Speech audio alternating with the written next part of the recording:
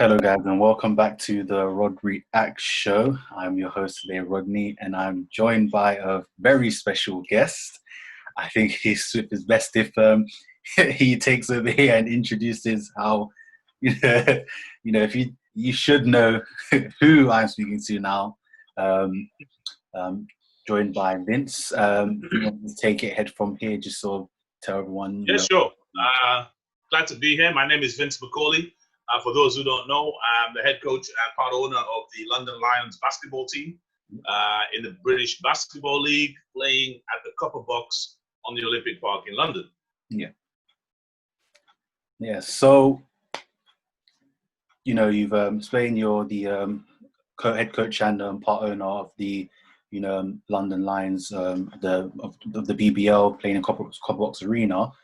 So, how did you get to where you was, for someone who also would like to go into coaching and, really get deep into the culture of basketball and British Basketball League? Just sort of explain your journey and experience with basketball and how you got to where you was. Okay. Yes, I'll give you a rundown of how I got into the game. I mean, first thing I would say is, maybe mine is a slightly unusual journey, but everybody's journey is special and important. So, don't worry about your own journey. Your journey may be just as fraught and as tough and difficult, and as long as you keep going, that's the key to everything within the sport. Because a lot of people will like to talk the sport down. It's not a major sport in this country, and people like to complain all the time. If you really are passionate about this game, my advice is get out there and get it done. But for me, I was fortunate enough. I grew up in Liverpool. Mm-hmm. Let me just actually shorten that. I didn't grow up in Liverpool. I was born in Liverpool, but I grew up in Nigeria. So, my growing up years, primary school, secondary school, were in Nigeria, where my dad is from. And then I came back to Liverpool to do my A-levels. So I was in Liverpool, and I was asked by one of my teammates and classmates to come and play in a basketball game in school. And I was like, wow. This is 1978.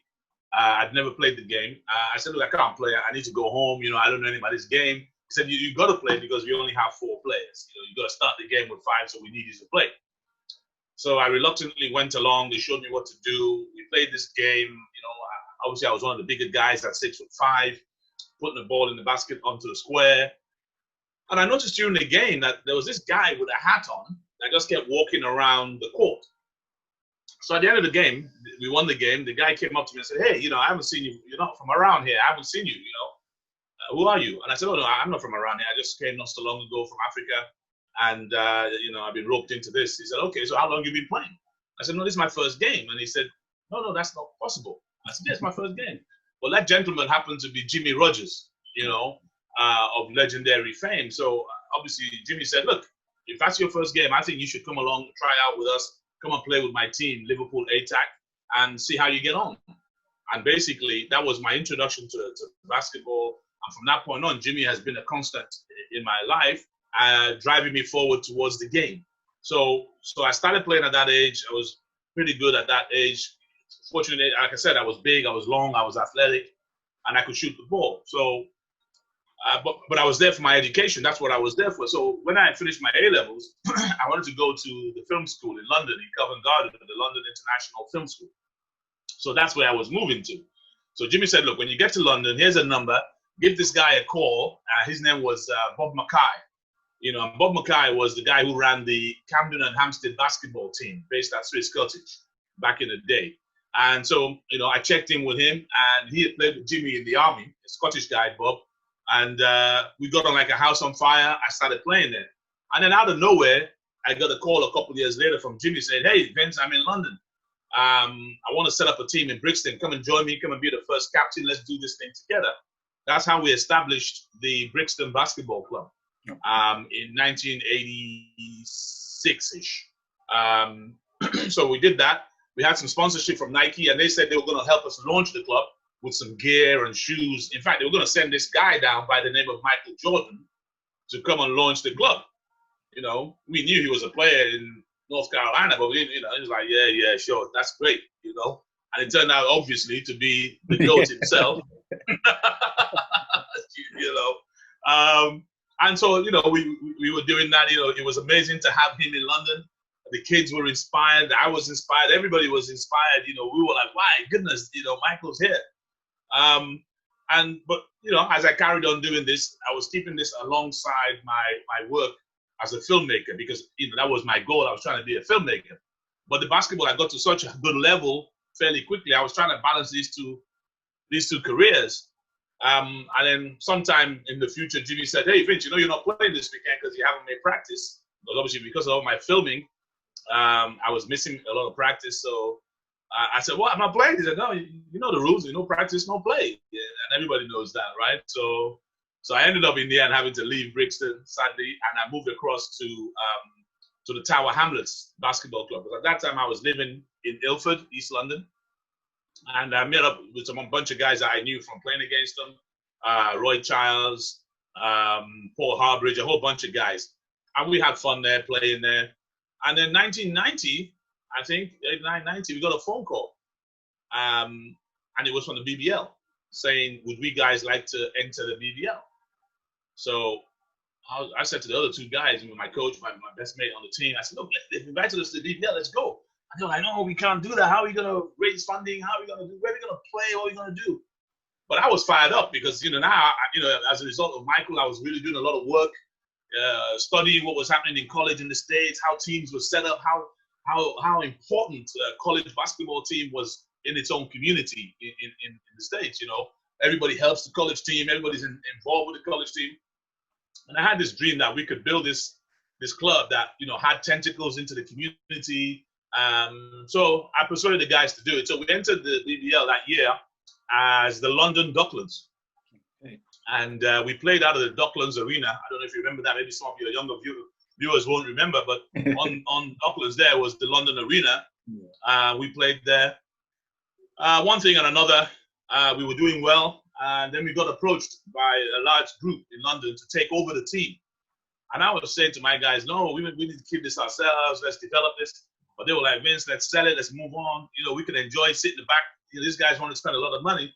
So we ended up selling the team to become the London Towers, which I'm sure a lot of people will remember the London Towers, who then moved the team to Wembley. But I didn't want, I was about running a team. I wasn't about, you know, just watching a team, you know. So I moved and took over the team in Hemel Hempstead as the Hemel Royal. So for 1 year, I played, I coached, and I owned the team, which was just madness. But I did have this dream that we could do this in the UK, you know, and Hemel had a great atmosphere. The people there love basketball till this day. You know, basketball is huge for them. All the schools in Hemel are active in that, you know, so the vibe was really good. So we did okay there. We ran there for a few years until the facility got shut down. And then I relocated the team to Milton Keynes. And obviously by this time now I'd stopped playing. I was, you know, in fact, I was beginning to phase out of working in the film industry because in Milton Keynes, the team was really growing. You know, we had junior programs. I set up an academy at the Milton Keynes College. We had a heap of kids playing in local league and in national league. And this whole thing that I had envisioned was growing. The plan was to move into an arena in Milton Keynes, which was built alongside the MK Dons football team. But in the end, you know, we couldn't get through despite all the promises. So in as much as we won the cup, I'd been made the coach of the year 2008. You know, we had a really good setup there. But in the end, 2012 May, we didn't have anywhere to play. We'd run out of facilities. There was nowhere we could play. So I thought that was really the end of the road for me as basketball was concerned, you know. So I remember sitting on my bed one morning, just looking out the window, thinking about all kinds of ideas. Because I'd done some crazy things in Milton Keynes. You know, we played in the shopping center. I'd built an arena out of a warehouse. There was nothing I wouldn't do to make the game happen, you know. So I'm there thinking about, well, you know, is this really the end? There's nothing I can do. And then all of a sudden, the radio was filtering in my ears, talking about, you know, the launch of the Olympics is opening and the Olympics this. I'm thinking Olympics. So because I've been looking for a home, I hadn't even registered that we had an Olympics coming in London, you know. Yeah. So I suddenly thought, oh, if there's an Olympics, there must be some venues. You know, let me go and investigate. So we investigated, And I found out that the copper box was going to be left behind after the games, alongside the aquatic center and so on and so forth. So I made inquiries and ended up, we signed a deal to play at the copper box as the London Lions. So that was summer of 2012. That first year we couldn't play there because they were shutting down to reconstruct the whole site. So that first year we played at Crystal Palace, and then I returned back to coaching because, as time had moved on in Milton Keynes, there was so much work to do to build this organization. I had slowly stopped coaching. I went back to coaching. We played that first year, 2012, 2013, in Crystal Palace. And then September of 2013, we launched the Copper Box when we played against Iowa. And basically, that's where we've been, for the last 6-7 years now, winning the league, being quite successful on the floor, getting in some big crowds latterly. And now I think the dream I had, we've definitely gone beyond that to the point now where I've been thinking as time has been moving closer, whether or not there are some challenges for us now to start looking about how we get to Europe, how we can show the game, British game, to the best possibility, et cetera, et cetera. So I hope I haven't gone on too long, but I've tried to encompass the feeling of that journey. Yeah, no, that's amazing. Just listening to that story from where you started from to where you are now, it's just amazing to hear. Just, showing that, when you're passionate about something and you just go for it and you just keep continuing to get out there, the results do show, and that has been showing for the past how many years. So, it's amazing to hear. Yeah.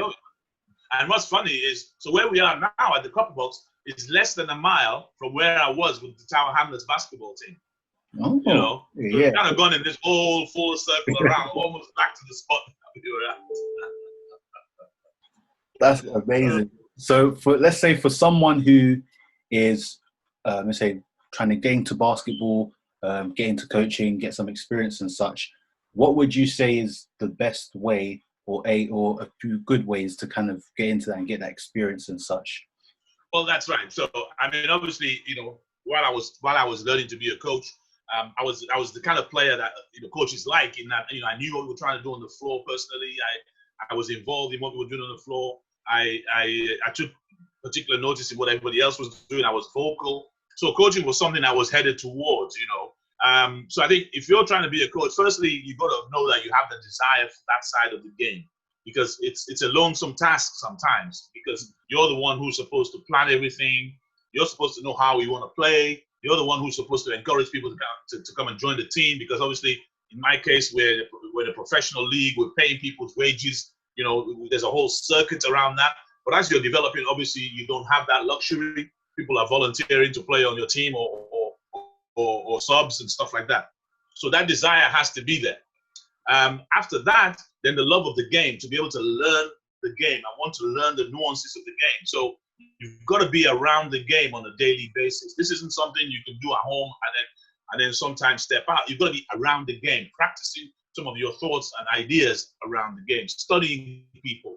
So that's the first thing I would be saying. Whilst you're trying to get some qualifications, whether they be level 1s, maybe level 2s, or you already have that, you're trying to go beyond, how do you like to play? Do you know what the strengths and weaknesses of a particular style of play is? Is your team small and not very good? Or do you have one really good player and a lot of not so good players? Or have you got a bunch of studs on your team? How is that going to work? That's so you got to attach yourself to a junior team, attach yourself to a local league team, a Division 1 team, a BBL team, and offer to be the guy that gets to practice first, gets the extra shooting with the players so you can build that rapport. Listen to your head coach while he's putting some plans in place, implementing some schemes. What drills do we do to support those schemes? I mean, online, there's a lot of stuff on video now. You can go and watch. If you have a favorite team, you can Google how they play. You can listen to that particular coach. Sometimes some people like to follow a coach as he moves along with different teams. For me, it was Dean Smith at North Carolina, and I was fortunate when I was in my development that obviously Coach Smith coached Steve Bucknell in London, and I'd known Steve as a kid. So when Steve had a camp at Crystal Palace, he invited Coach Dean Smith over. I'd been reading his books, I got some of them on my shelf here, and I'd been studying his system. So when he came for the camp, I was able to grab him for about 45 minutes and talk through some of his, he was like, wow, you know my stuff. I said, yeah, why are you doing this? Why are you doing that? We had some unbelievable conversation where he really explained to me how you have to equip your tools, your coaching with a toolbox. If you're a builder, you have a screwdriver, you have a hammer, you have a saw, you have a ruler. You need that side of things in the game, So you got to seek out a style you like, make sure you can attach yourself to a team, contribute to what the head coach is doing over there, and slowly get the confidence in some of the stuff that you do. Because there's nothing better as a coach if you have some thoughts and some ideas and you put it on the floor and the guys are able to execute for you to be successful. I mean, that's some of the best feeling you can have. But obviously practice makes perfect as doing this. So that's my advice to coaches, young ones, get those qualifications, attach yourself, and start contributing in any way you can. We have a number of people on our staff, and I've helped with a number of coaches. Some want to get involved on the scouting side, some just want to watch, some want to listen, some want to get hands-on, because not all coaches are the same. A lot of coaches are drill-orientated. They'll drill you till the cows come home. Whereas some coaches are more technical and savvy as far as how do we want to play. Oh, this is what they do, then this is what we need to do. That kind of stuff. But at the end of the day, there's no substitute for coaching in live games, and that's where you want to get to as quickly as you can. Okay, yeah. See, just through listening to that, the steps that you've laid out for people to really take that as first, to love that side of the game, loving to kind of get in that coach's mindset and love looking at the game through that angle, and then having the love of the game in general as well, because putting two and two together, then you start to really build, your sort of your coaching DNA, and you just start to pick things off, coach that you like, teams that you like, and such. So it's really amazing to hear that as well. Just it's even opened my mind to how to go about certain things, what brain to pick off, what system and such, and all these little things where you do not think about it, but now you think, okay, I need to know how I like to play. What kind of coach am I? Exactly. What games do you like watching? Do you like a really fast game? Do you like a more cerebral movement of the ball? And of course, as coaches, we may all like this, but a lot will depend on the players we have. So you need a basic style. You need to understand what level you're coaching at. If you're coaching kids, I was fortunate in Milton Keynes because we developed the program. So we had under 12s. We had 6, 7, 8-year-olds playing right up to professional men.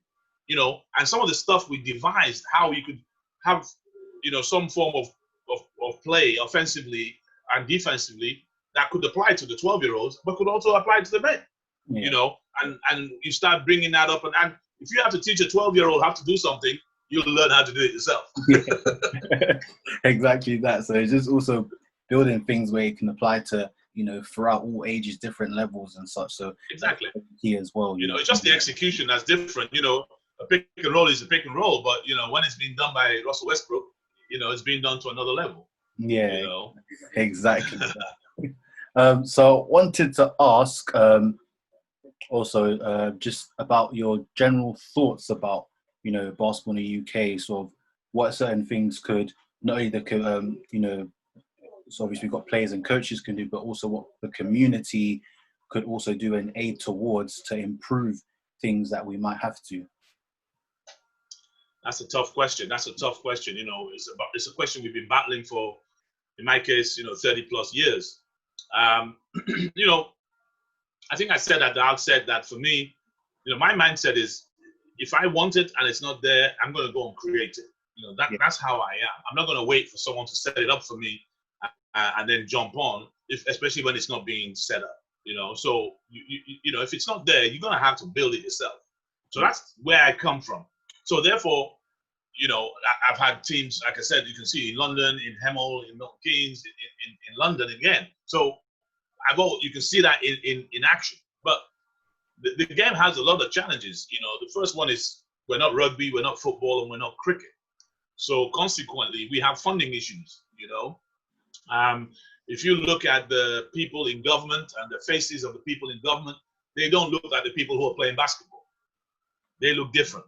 and that's a challenge that we have. You know, this is an urban sport, predominantly BAME, in the city, you know, all of those things, because it does sort of cater to resolving some of the issues that people have in the city. So it's a sport that can be played in small spaces, can be played with a few people, and is shown to be something that can help with issues, with community issues, with educational issues. It's a diversionary activity.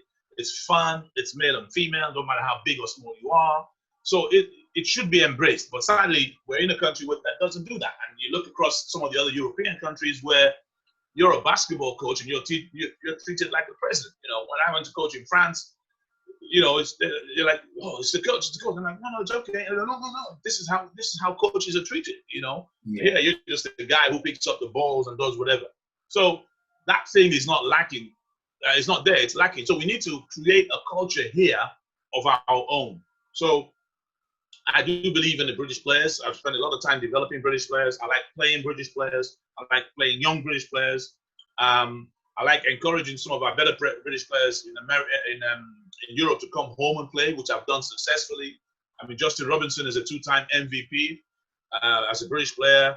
These kind of things, I hope, help and inspire young British players to want to be part of the game. So that's my own mindset. So what we have to do is all I can do is try to be successful at our club.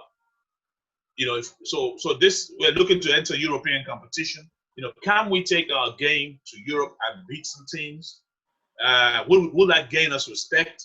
Will the people here be encouraged? I don't know, because don't forget, we had a really good team around the Olympics with Luol Deng and Pops Mensah-Bonsu and the rest of the guys, but the government pulled the funding. So that's why I said funding is one of the key issues. Facilities is the next issue. You know, depending what part of the country you are, you want to go and hire a basketball court. It could be 30 quid, it could be 60 quid per hour, you know? And this is a barrier to performance. This is a barrier to entry.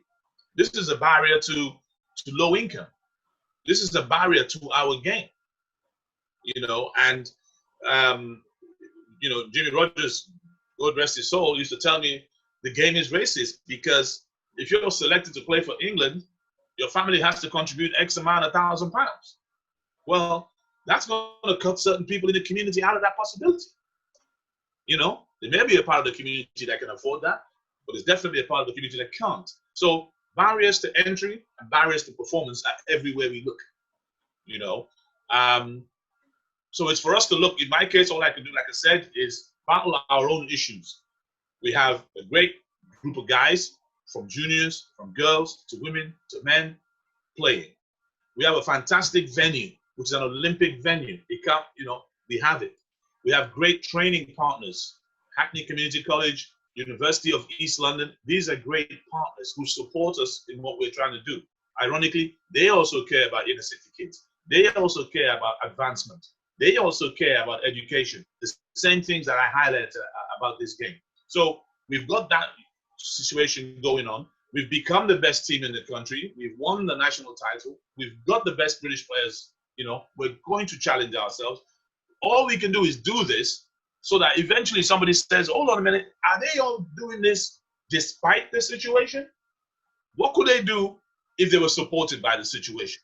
And that's where we need to get to. And we have to have conversations with the Mayor of London. We have to have conversations with our borough MPs and bang this home. But we're in a tough situation as a sport, because, you know, it isn't favored by those that make the decisions. Yeah, exactly that. Yeah, it's just because, like I say, every time I was just doing research and such, and yeah, funding and facilities were two major things. Not having facilities even for younger players to develop themselves from, if it's at an early age or even from when they start, having that time to develop themselves, put their work in to actually build up the kind of basketball player they are.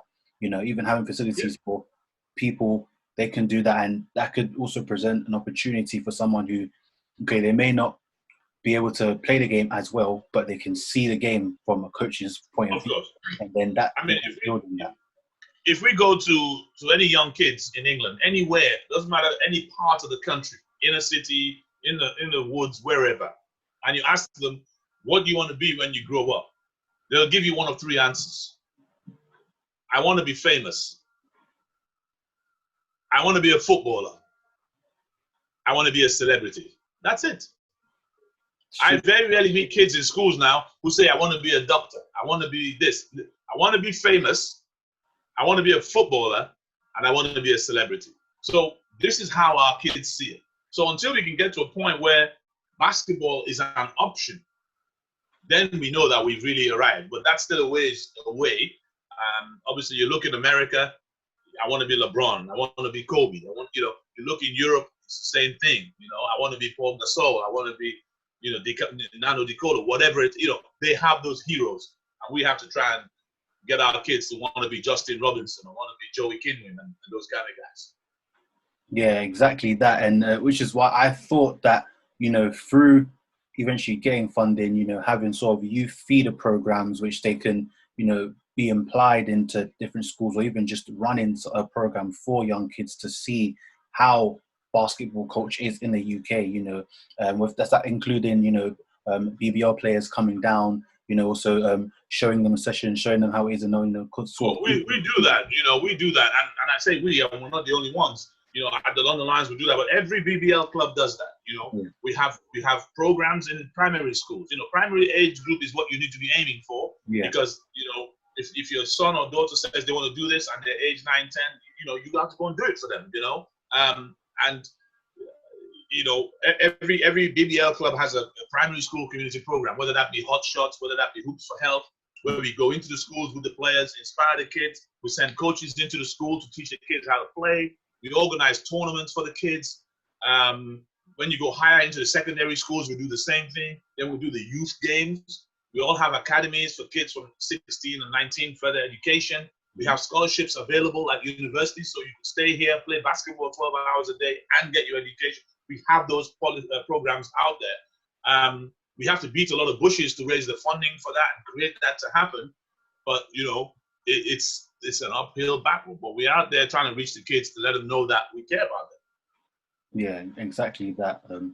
One thing I want to ask, do you think, not just, generic media covering, but also similar to this and similar to, YouTubers from the UK, sort of getting more, let's say they have sort of time or events with also these players as well, kind of showing them as well that, yes, they are British basketball players and this is, sort of how they are. You showing their personality and their life, sort of doing that sort of combination. Do you think that could help in any way? Definitely. It's about lifestyle. It's about knowing who these heroes are, We've done some stuff before. We've done some stuff with KSI, but look how he's risen so high now, But there are others out there. We're working with a young lady called Laughter in East London. There's a whole bunch of guys that we're trying to pair with, to get them anything that you can use to get the message out. We have to do that, because it's not mainstream media, that becomes difficult. If it was being shown on BBC or ITV or Sky, people would ask questions, and then the media would have to go out there and do stories about us and stuff. If you Google some of the stories around, Justin Robinson and how the game saved his life and how he's not on the streets, ESPN come all the way from America to do a documentary on him, but we don't have anybody here asking that question. So, that whole media construct is also slightly skewed with, because across the league, across many leagues, there are so many stories, incredible stories of guys and girls. Temi Febele, who's just playing in Italy, she plays in the WNBA. She went to an Ivy League school in America. It's an unbelievable story. They're not talking about it. The girls in the GB team came this close to qualifying for the Olympics with minimal support. There's only so long you can, keep being the underdog. And then at some point, you have to break out. We're in a strange time at the moment. Where my own thing is, you have to ask for something, they don't give it to you. You have to demand it, they don't give it to you, then you have to take it, and that means doing your own thing. And I encourage all the basketball people out there, just do what they're doing and continue to link up, continue to grow this game. Eventually, the penny will drop, hopefully in all our lifetimes, and we can get out there and really do something with it. But it's an uphill battle right now. Yeah, exactly. Yeah, it really is an uphill battle, which, victory is at the end of the tunnel. Is just literally doing that journey, that walk, and doing the necessary things to grow and, show how great, possible Yes, in the UK is. So on that note, um, do you have it is. anything you'd want to ask me in general, or in terms of? Well, I'm always excited when I talk to people. When I talk to people in the basketball community, I'm very keen to see where they're coming from, to see how, from their standpoint, where they see the game and how they see the game, how they interact with the game. That's really important to me because as time moves on, I move into different parts of the game.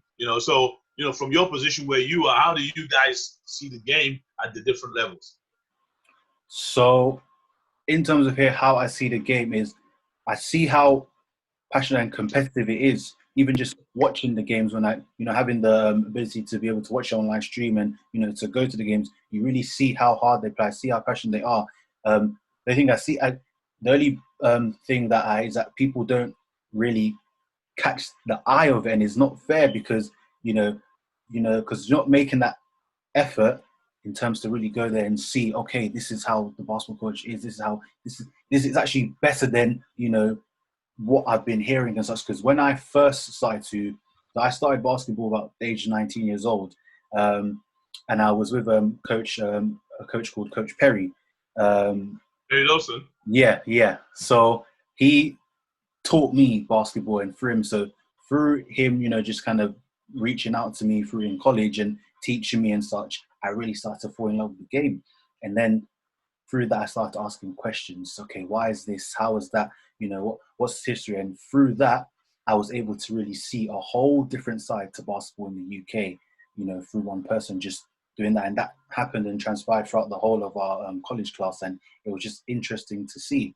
And, through doing all of this, then I got to see how the players are, how they train, the work they put in and such. And it's like, they do everything, it's just to get it out there. So, and because I've been seeing this and this, the blocking is really hard to see because you can see the potential and how great it can be, so I just really do aim to, no matter where I am now, to grow and expose it as much, because one little spike can change a lot. It can build up different little spikes and more exposure and such. So, like you say, if we demand it and we ask for it and they don't, then we've got to do it ourselves. So that's why I said, okay, no matter what, I'm gonna get the content. I'm gonna, talk to these people. I'm gonna, eventually be able to, once, Corona and such is over, to, to see the teams, to really expose it out there, because there could be anyone who could be looking, and then it just changes it. So just seeing the game from perspectives, like, I know how great and amazing it is, and the work they all put in. So yeah, just it's only the main exposure that I don't get to see, and it's like, I tell people and show people and such as well, and different people who I've met have also told me, and through Perry as well. So yeah, it's just sort of. And the thing is, as you said, you do see spikes here and there. Like, I don't know if you were with us when we played the big ballers. You just, that was a whole different audience, and because it was big ballers, they came to the game. We had to sell out the game. It just shows you that it's there if we can just get those wheels to turn, and that's what we have to keep trying to do. Yeah, exactly that. So just get the wheel turning, get the car moving, and I'm positive and know that through just. Because I'm not the only person with this passion, and I know there are others. Yes. So it's just trying to find those to connect. Because if we, as sort of fans from watching from the outside in, really build a community there, and we all do connect, eventually we start to build something strong enough where we can't be ignored. And then that's when we, present it more and keep going for it and keep fighting and break through. Yeah.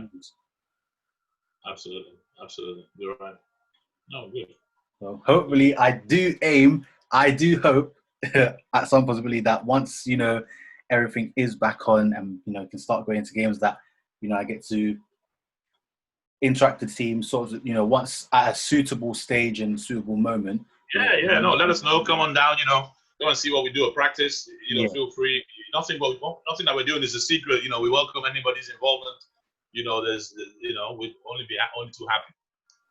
Okay, that's no problem. I'll definitely keep that in mind. I definitely will let you know, just to get really into the coaching, see how I practice, see how everything goes, and to show, because even these, it seems like now workout videos as such are the new thing. You see it, and it's like the new entertainment, especially during the off season. It's like, yeah, okay, I'm seeing that now when I see it transpire. So, but yeah, absolutely, it was amazing to speak to you. Really appreciate you coming on and giving me the time to actually speak to you and see, basketball from another pair of eyes and another vision. No, thank you. Thank you for inviting me. My pleasure. And anything we can do down here, you just let us know. No problem. Look, check it. And I don't need motivation. Me, I had that when I was stuck up in the station.